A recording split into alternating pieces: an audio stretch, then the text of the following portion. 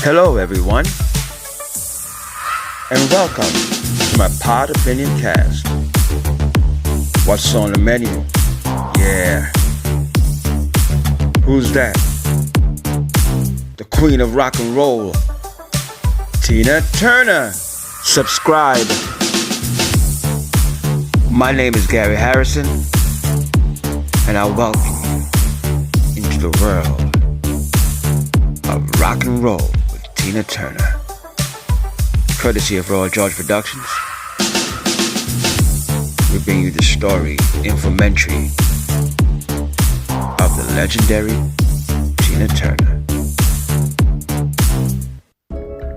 When you really want something, the universe always conspires in your favor. Your connection to the spirit is indissoluble. Yeah. Tina Turner was a mega force. Energy, dynamic performances. She was a spirit of hope, of love for all women around the world. Yes, she was. A woman who says she loves to please her fans, for they mean so much to her. Although she hasn't lived in America for a while now, her connection to America has been unwavering. She's the first genre buster. Some may argue that one of the influences on women is so profound. She really believes in the power of forgiveness and moving on. She once said, women should stop thinking about their age and all the things that happened to them already. It only takes time and stress. She says, just go out and live your life and enjoy it. That's the influence. She says, try to really enjoy your life as much as you can. The world is one big education. Powerful people cannot afford to educate the people that they oppress, because once you are truly educated, you will not ask for power. You will take it. That's a quote from the American historian John Henrik Clarke. In contrast to Tina Turner's life, she took the power back as a woman, as an African American woman, taking the power back from the oppressor, exalted her. This has been the gist of her life. She has shown loyalty, strength, dignity, which equated to exaltation. So how did this transformation take place? In the image of a mature black woman. A mature black woman have been traditionally portrayed in popular American culture as Aunt Jemima, or the quintessential mammy of Gone with the Wind. But in this case of the African American woman, this subservient image that was deeply ingrained in this portrayal of the black woman was effectively challenged by people like Tina Turner, the illustrious Tina Turner was raised in Nutbush, Tennessee. That's where she lived. She said she even picked cotton at the age of 8. But she knew there was something greater for her. She also, as a young girl, sang in the church choir at Nutbush Spring Hill Baptist Church. When she was 11, her mother Selma ran off without warning. That must have been drastic. Just imagine that. A young girl turn around and one day her mother disappears. You just can't help to think in those formative years, that loss of a mother in her life, and she was still around, must have helped shape her as a human being.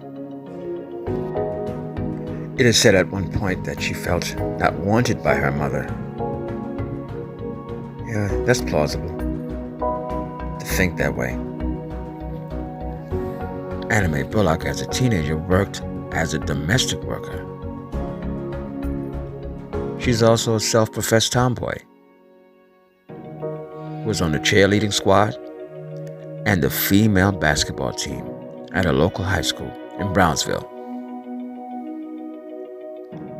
As you can see, the loss of her mother did not hold her back from being herself, finding that strength. She said she socialized every chance she got. So let's get right to the gist. After graduation, she became a nurse's aide. And of course, because she liked to socialize, she liked to go out. So she and her sister would frequently go to nightclubs in St. Louis. That's where she first saw Ike Turner performing with his band, Kings of Rhythm.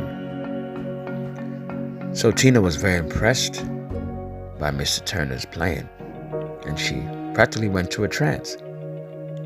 Her sister was dating his drummer, so she would always try to hit them up for hearing her sing. I mean, at the time, she was singing a lot of blues songs. She loved B.B. King.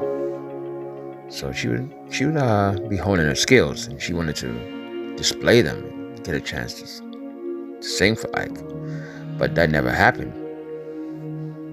So one night, she just took the microphone when they were passing it around and sang for him. He was blown away. He was stunned by the unusual way her voice sounded. Didn't sound very pretty, as she describes it. She didn't sound like Dinah Ross. She didn't sound so pretty, you know. She even said she sounded like a man. But that was the distinctive voice that we all know today as Tina Turner. After that fateful day, Mr. Turner was so impressed that he asked her to join him in his band. He always wanted to have a female singer that would front the band. That was unusual, and can project that what he wanted for his business. So he befriended Tina, and they set on their mission to conquer music. He helped shape her stage persona and had a specific image of how he wanted her to be presented. Yeah. That kind of Sheena the Queen of the jungle. Yeah, very wild, as a lot of us known her to be on stage, or perceived it to be that way. She was actually very controlling, was pretending. But fast forward, they got their first hit, A Fool in Love, which was released in 1960. Became an immediate hit. Peaked at number 2 on the Hot and R&B sides charts, and number 27 on the Billboard Hot 100. They described the track as the blackest record to ever creep into the white pop charts since Ray Charles. That's so funny they call it the white pop charts. Anyway, this is the time when she and Ike got closer, started touring. They even had an opportunity to going on an international tour with the Rolling Stones. That's what really made them so big, becoming a duet. They eventually expanded the show with the Ikettes. Together with Tina, they were phenomenal. So some time has passed by. The duo had a chance to record with the great producer at that time, Phil Spector, who created the Wall of Sound. That single was called River Deep, Mountain High, was hugely successful due to Tina's maximum energy. It was number 3 on the UK singles overseas. So after so many years of touring all over the world, Tina finally grew weary of the abuse she was receiving from Mr. Turner and decided to leave the camp in 1976. She left the camp with only 36 cents. She found solace as a Buddhist, chanting, finding her self-worth, and becoming confident again. After songs like Nutbush City Limits, River Deep Mountain High, she decided to get a divorce. In 1978, that was finalized. Just prior to her departure, back in 76, she filmed a movie, Tommy, where she starred as the Acid Queen. A small role, but she thoroughly enjoyed it. One of the things that she requested from the judge in her divorce was to keep her name, because she helped to brand that name, Tina Turner. So she fought for that.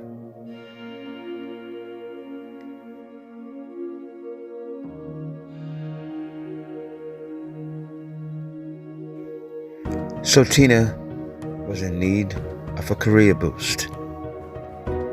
It was Rod Stewart who was particularly impressed with Tina Turner's new rock and blues style by the early 1980s, that he hired her to open for his US tour in 1981. And then she supported the Rolling Stones. In 1982, she was featured on the British Electric Foundation's cover of Ball of Confusion by The Temptations. And a year later, she signed a deal with Capitol Records. By this time, she had extremely good management. Mr. Roger Davis from Australia. He put together a new band, style, and the return of Tina Turner. They released a smash hit, the cover of Al Green's Let's Stay Together, which became a surprise hit in the UK, reaching number 6.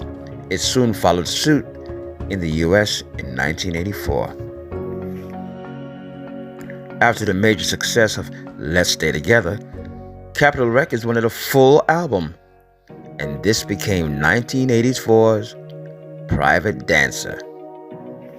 The biggest hit from that album was What's Love Got to Do With It?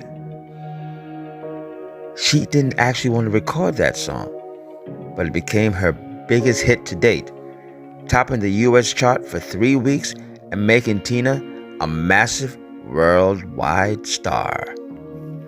Private Dancer to date remains one of the best pop albums of all time and helped cement Tina Turner as one of the world's greatest singers. Because of her swagger, sensuality, and gravelly vocals and unstoppable energy, Turner is often referred in the media as the Queen of Rock and Roll, a title well deserved. She's been happily married for a while now, lives in Europe, been retired, and we are thankful that she graced us with her presence for so many years. With all that she's went through, we are thankful for the Queen of Rock and Roll. Tina Turner.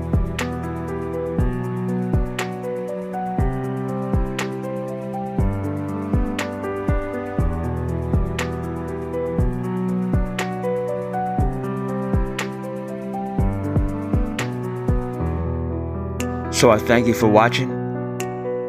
I thank you for listening. Stay humble and stay hungry. My name is Gary Harrison. Don't forget to subscribe. Appreciate it. Catch you on the next one.